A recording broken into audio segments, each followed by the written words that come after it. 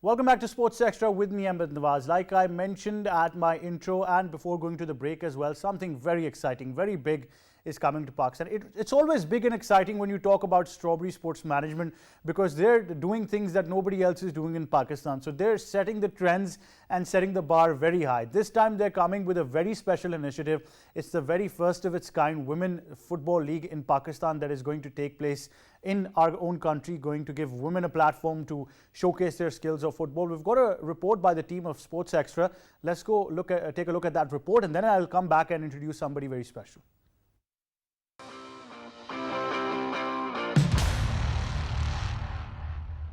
Women Premier League is Pakistan's first women's sports league comprising of highly talented female football players. The league consists of multiple franchise-based teams named after Pakistani cities, regions and geographies. With a minimum of 5 teams in the inaugural season, the Women Premier League is planned for December and January. The format of this Women Premier League spread over 10 years plus, wherein each year a season shall take place. A season will be a complete end-to-end range of matches played between all the teams that eventually culminate towards finding the winner for each season. The league is owned and organised by the Strawberry Sports Management, which is Pakistan's first professionally run sports management organisation founded by Haider Daud Khan. They are the owners and organisers of multiple sports leagues that include kabaddi, wrestling, football, volleyball and more. The organisation has encouraged, supported and created multiple sports events both for men and women, and their work has received national and international praise. There you have it, all you need to know about the Women Premier League in Pakistan, courtesy of that report by Kainat Amil from Sports Extra. Now, to talk more on this, we've been very lucky and very honoured to be joined in studios by the founder and the head of the Strawberry Sports Management, Mr. Haider Daud. Assalamu alaikum, Haider bhai. Assalamu alaikum. How are you, sir? I'm fine. How are you? Long time, but every time you disappear from the scene, you come out with a bang, and this is no less than something very big again. Yeah, this is a very exciting project. I think it's a project which is very different from the ones that we have done or you have been familiar with, because I think it's a women's sport, so I think it's more of a statement than only the sport itself. So super excited, yes. Super excited? Yeah. So I know you've always been keen to set a platform and give the youth of Pakistan a platform, especially when it comes to giving young girls a chance. You're always very keen. So tell us more about this Women Premier League that we're all very excited to be part of, and how do we see this going further? Thank you. Yeah, actually, Ahmad, women sports in Pakistan is not just neglected, but it's not structured in a way which is conducive for women. Now, Women Premier League is the first of its kind effort whereby we are not just organizing this most popular women's sports, which is a team sport, but we are also bringing in all the talent from within Pakistan, but also trying to seed in some of the talent from outside Pakistan. Now, in season 1, we couldn't do that because of COVID. But what we are doing is that we are encouraging the expats working in Pakistan who actually get to play as well. So you will see a combination of Pakistani and international players. Now, these are players ranging from the ages of 13, 14 and go up to 40, 45. Very active players, and you would be surprised that most of them are not taking up sports as a profession. Now, that was a great sort of a find for us. And also this sport will also organize these sportswomen in a sense that they could also take it up as a profession as well. Last but not the least, the bulk of these players that you will see are advanced scale students as well. So A levels, metric FSCs they have done, or they're in the final years of that. When they go abroad, sports is given a lot of importance, be it getting their scholarships, sponsorships, and we have come across so many of the students who have actually been very keen and looking forward to this league, and they think that there is no dearth of good institutions studies wise in Pakistan, but sports was the only missing link. So I think it holds a different value for different women that we made, but I think it's a one that is going to be played in December. The scale would be absolutely phenomenal in terms of women's sports. I mean, you wouldn't have seen live sports broadcast for 7 days and more than two channels, a live broadcast on digital, so people across the world would see. Definitely it's a platform which will only develop. We don't say that it's compared to cricket at the moment, but I think it can only grow, and the ingredients are really ripe for that. No, it's great to see that it's not just about promoting sports, it's also about giving these girls a livelihood, a proper profession, making them excel in these fields as well. So that is of course a cause that Strawberry Sports has always been part of, and I know this personally because I've been following these developments and we've done multiple shows on their projects. Now to realize that the inaugural edition is going to be having 5 teams, Yes. and that's how they will proceed, and like you mentioned that the age group is there as well. So how are these 5 teams structured, and how are we looking at the team ownerships for now? Yeah. So first of all, the minimum number of teams is 5. And while we were looking at this number, already I can share with you the excitement of the team owners and the interest we are receiving. It's highly likely that number could going to be more than 5. So they are done in a way that the talent throughout Pakistan is actually hunted and also recruited in a way that they go through a process whereby they are categorized based upon their performance, their stamina and experience into 3 categories. Now, when the team owners, aided by their technical staff, will pick up the teams, what will happen is that each team would be very similar to the other team in terms of the weighted average of all of these categories. And all of these players would also get to play with each other prior to the tournament, which is most important. I mean, share of experience. Yeah, share of experience, and they will actually start working in Islamabad under a camp. They will be trained for almost more than 2 weeks prior to the tournament itself. So I think that is how you are going to build an ecosystem where they are not just operating in their own schools, colleges or their universities, but they intermingle with each other and they work together as a team with people who were unfamiliar with before the league actually started. It's a reality and a very harsh reality to accept that football in Pakistan has really been disgraced as far as the international affiliation is concerned. We've been banned. There have been problems with the PFF. I won't go into the detail, but even now the government is saying that if somebody can uplift football commercially and privately, they don't mind. So initiatives like you're pushing in would definitely set the stage for football as well into Pakistan. Now, of course, like you mentioned, 5 teams and you highlighted the structure and the pool of players as well. And like you said that the excitement is there. So every year we hope that the league is going to grow. But people really want to know the fact here that this is not going to be just a one-time show. It's going to continue over the years. True. I think that is very important because it's not a one-time event. It's a proper league. And this time round, looking at the ecosystem of women who play regularly throughout the year, the way we have structured is that between each successive season, every quarter you are going to see some sort of activation. And primarily these would be based around the various education school systems where most of the students already are.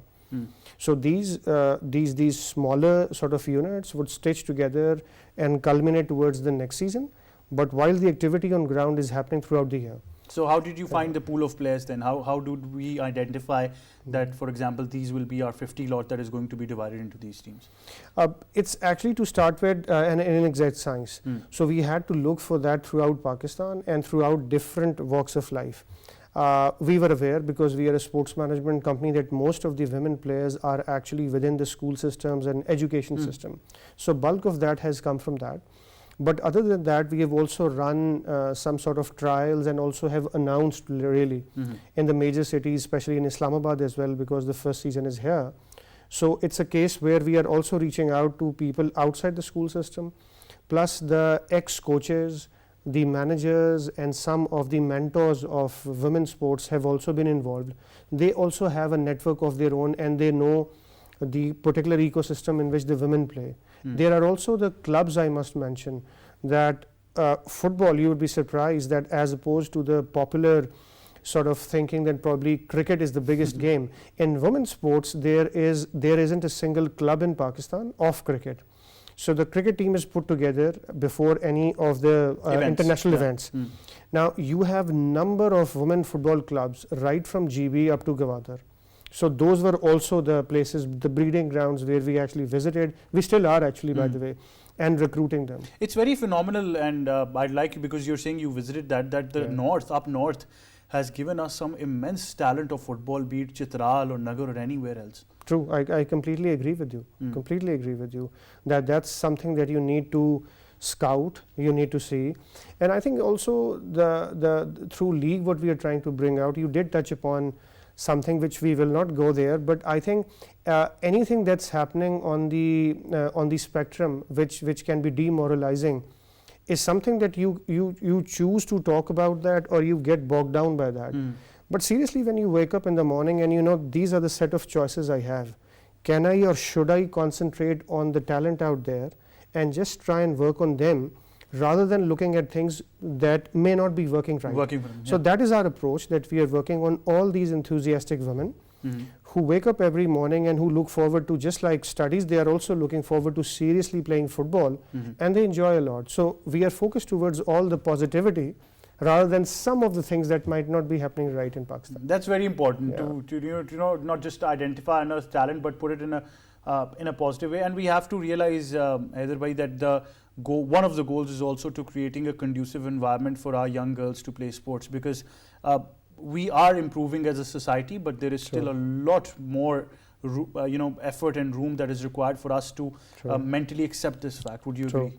Yeah, I totally agree with that. And I think some of the discussions we have had in the past also took us towards the commercial aspect, because we can only make these sports, let alone of women, bigger when there is a commercial interest as well. So I think I would be very happy to share with you that the response so far has been beyond our expectation. Talk of media buying houses, talk of brands, talk of desirous team owners, broadcast rights or something. Broadcast rights and stuff.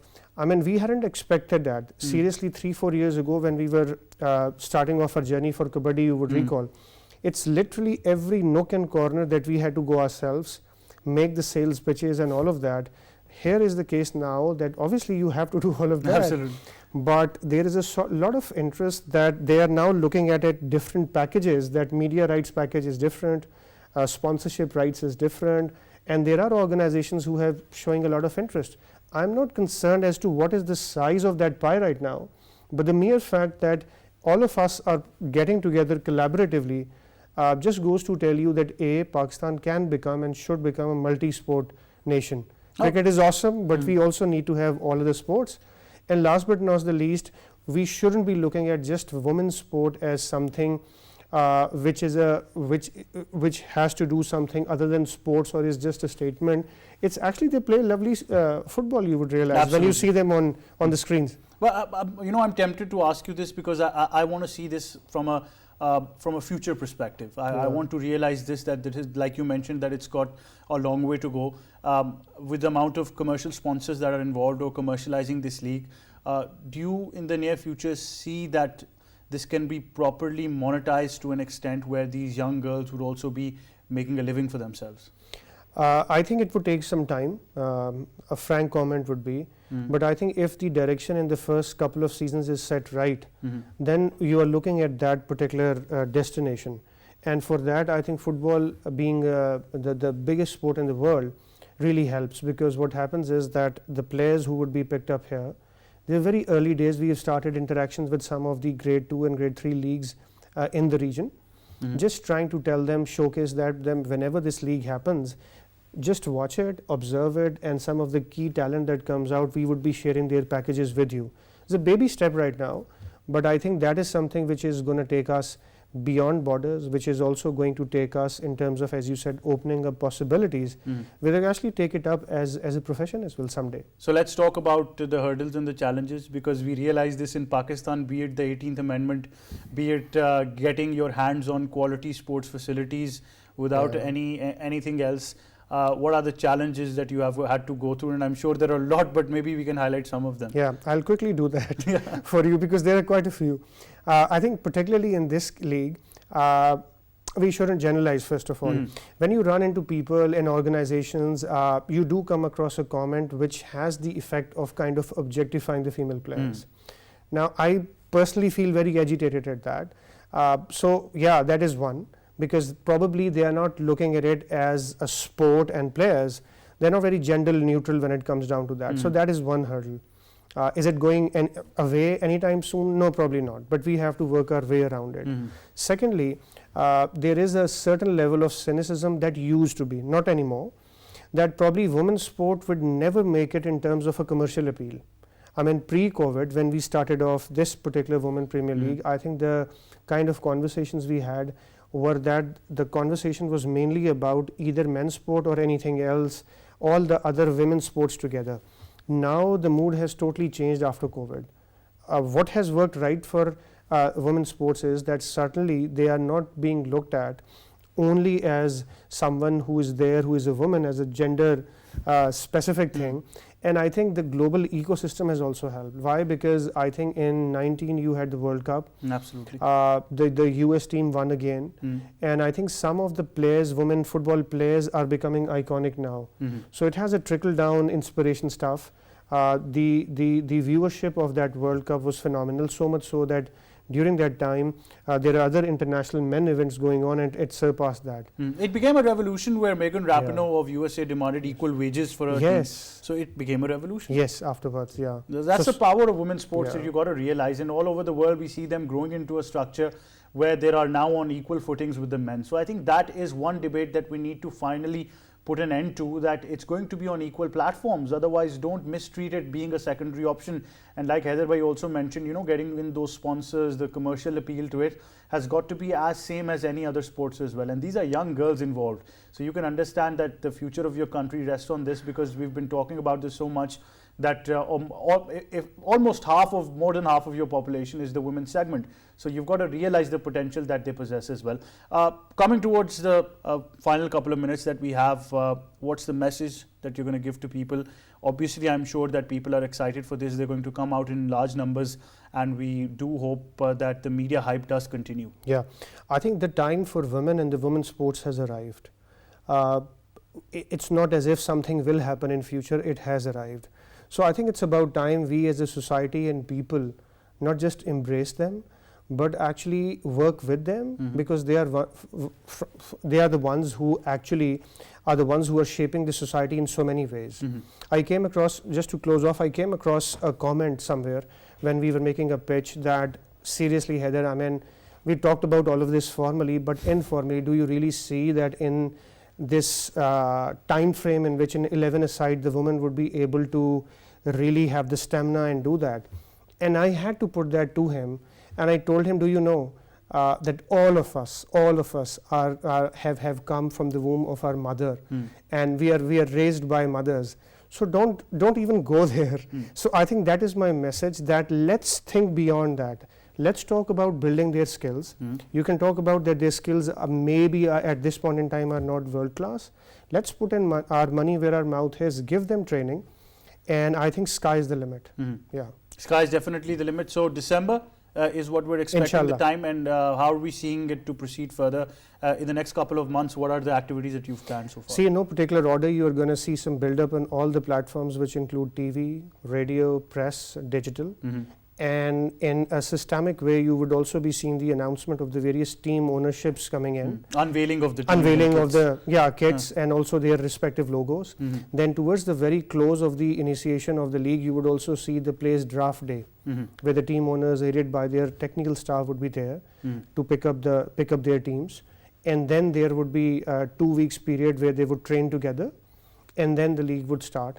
And the league itself would be, as I shared with you, would be broadcast live. But at the same time, on ground, we are trying to build it something around culture, and a theme is that the mothers of all these players are going to be the guests of honors. So we are trying to honor them, because they are the ones who have brought up such beautiful and strong ladies. Diplomatic enclave, multinational organizations, I mean, all the stakeholders are involved. Owing to COVID, it would be invitation only at the ground. So it's not open for all, because for the time being, because of COVID. But naturally, when it is broadcast live on 2 channels and also on digital media, you could always watch that, you could replay that, and I think that is something that you're going to see in the next 2 months, inshallah. Definitely. Haider bhai, all the very best once again. Thank you so much. Like we always say, that you're setting the bar very high and changing trends. So a lot of prayers for you and the success of this league. Thank you so much. And that wraps it up. That's all we have time for. But one thing is for sure, that the platform of Sports Extra PTV is always going to be there for supporting Strawberry Sports Management, and this league in particular. I think I personally have a really big heart towards it as well, because I think it's more than a league, it's a cause. And just being there on the field, watching these young girls play, the excitement, you know, is right now here. So you can imagine once we reach December, that level is going to go up, and hopefully we're going to see this league going on to make heroes, not just for Pakistan, but on the international stage as well. With that, we'll come to the end of the show. From me and the entire team, it's goodbye for now.